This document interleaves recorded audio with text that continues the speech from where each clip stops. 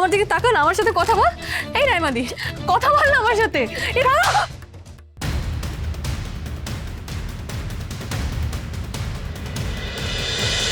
যেখানে মা আমাকে বলেছে মায়ের স্বপ্ন পূরণ করতে, সেই জন্যই আমি ওই জমিটা চেয়েছিলাম। আমি বুঝতে পারিনি এতে জামাইবাবু এভাবে রিয়াক্ট করবে।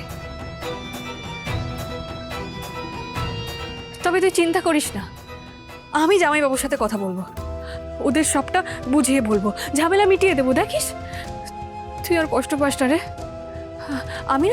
আমি না বাবাকে বলবো জামাইবাবুর নামে এর থেকেও বড় কোনো জমি লিখে দিতে। আমার তো আর কিচ্ছু চাই না, গাড়ি বাড়ি জমি টাকা পয়সা কিচ্ছু চাই না, শুধু ওই একটা জমিই চাই। ওই একটা জমি ফিরে পেতে চাই আমার মায়ের জন্য। প্লিজ তুই এই ব্যাপারে আমার উপর রাগ করিস না, প্লিজ আমাকে ভুল বুঝিস না। এরকম করছিস কেন রে? আমার দিকে তাকান, আমার সাথে কথা বল। এই রায়মাদি, কথা বল না আমার সাথে।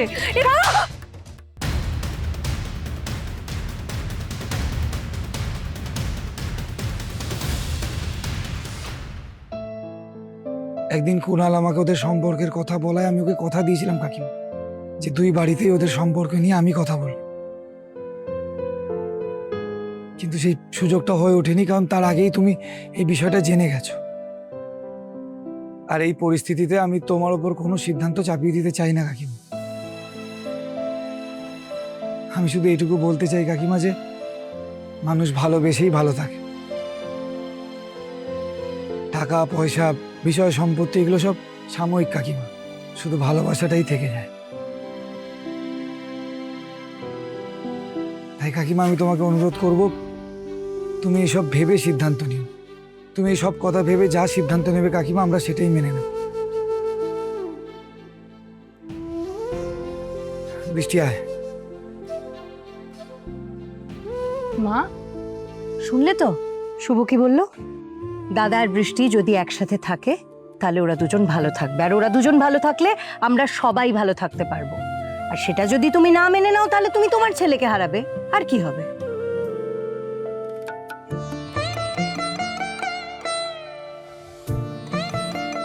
সেই জন্যেই তো আমি বলছি, বৃষ্টি কিন্তু ভালো মেয়ে মা, শান্ত স্বভাবের, আর তাছাড়া কত শিক্ষিত বলো তো।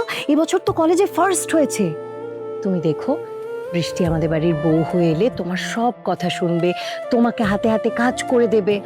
আর তাছাড়া কয়েকদিন পর তো তোমার মেয়ের এই বাড়িতে বিয়ে হবে, আর তোমার মেয়ের এই বাড়িতে একবার বিয়ে হলে আর দাদা যদি ওদিকে বৃষ্টিকে ভালো রাখে তাহলে ব্যাপারটা না এক্সচেঞ্জ অফারের মতো হবে।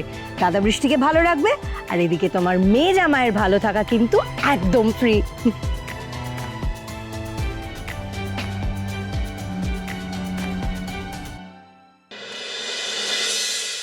আমি তো শুধু তোমার ইচ্ছে পূরণ করতে চেয়েছিলাম মা, কিন্তু সেটা করতে গিয়ে সবাই আমাকেই ভুল বুঝতে শুরু করলো, স্বার্থপর ভাবতে শুরু করলো। আমার জন্য এখন রায়মাদের বিয়ে অবধি ভেঙে যেতে পারে, সেটা আমি কি করে আটকাবো মা? কি করবো আমি? কি করে আমি তোমার ইচ্ছে পূরণ করবো বলো? ইচ্ছে পূরণ করতে চাইলে তোমাকে তো তার মাসুলও গুনতে হবে দিদি ভাই। আমি জানি তোমার মায়ের ইচ্ছে পূরণ করতে গিয়ে তোমাকে অনেক বাধা বিপত্তির সম্মুখীন হতে হবে, হয়তো বাধা বিপত্তি আরো বাড়বে, কিন্তু তোমাকে তো হাল ছাড়লে চলবে না, সব কিছুর বিরুদ্ধে লড়াই করতে হবে।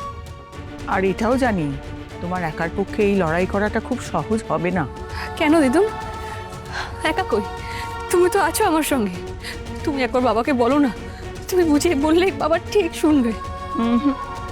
এতে আমার নাক গলানোর উপায় নেই ভাই, এটা তোমার লড়াই, তোমাকেই লড়তে হবে, এটা তোমার অধিকারের লড়াই।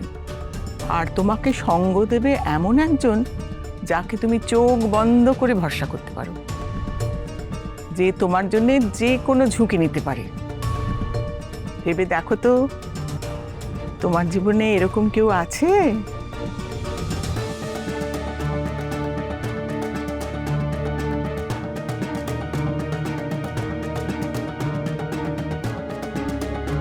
ম্যাডাম, যদি গ্রেফতার করতে হয় তাহলে আমাকে করুন। একে গাড়িতে তোলো। শুভ,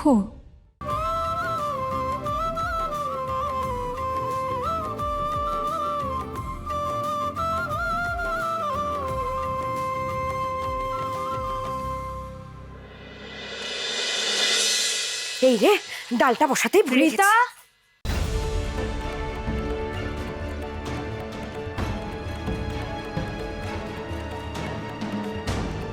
দিদি, আপনারা?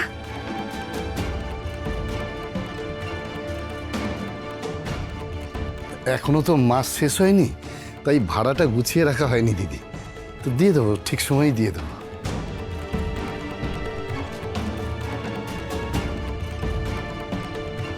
বলছি শোনো, ওনারা যখন বাড়ি বয়ে এসেছে তখন সংসার খরচা থেকে কিছু টাকা বের করে ওনাদেরকে দিয়ে দাও না। দাঁড়াও দেখছি। এই শুভ, শুভ, হ্যাঁ বাবা। এদিকে শোন না। হ্যাঁ বল। বলছি তোর কাছে কিছু টাকা হবে? কেন? না তাহলে ওই যে ওনাদের বাড়ি ভাড়াটা দিয়ে দিতে।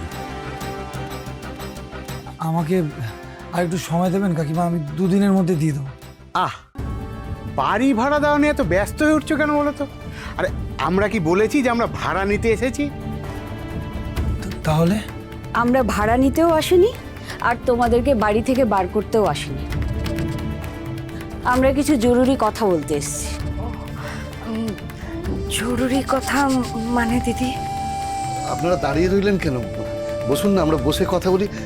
আসুন আসুন বসুন।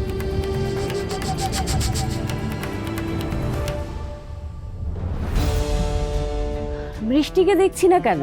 তাকে ডাকো, সে কোথায়? বৃষ্টিকে? হ্যাঁ ডাকছি দিদি। বৃষ্টি, ওমা এদিকে শোন। কাকিমা কি এবার বাড়ি এসেও বৃষ্টিকে কথা শোনাবে? তখন আমি বিয়ের কথা বলে বোধহয় কাকিমাকে আরো রাগিয়ে দিলাম। ডাকছিলে মা?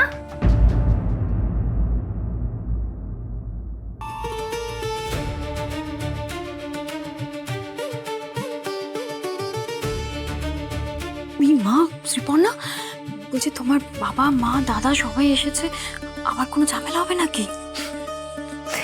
না না দিদি, কোনো ঝামেলা হবে না। এবার হবে ধামাকা, তুমি শুধু দেখো। দেখো, তোমরা সবাই জানো কুণাল আর বৃষ্টির সম্পর্কটা জানার পর সেটা আমরা মেনে নিতে পারিনি, কারণ আমি চেয়েছিলাম আমার ছেলের বিয়ে আমার পছন্দ মতোই হবে। কিন্তু ছেলে তো বড় হয়েছে, তার ইচ্ছের মর্যাদা দিতে হবে, তা না হলে তো ও আমাদেরও মর্যাদা দেবে না। তাই আমরা ঠিক করেছি বৃষ্টিকে বউ করে আমরা ঘরে তুলতে রাজি।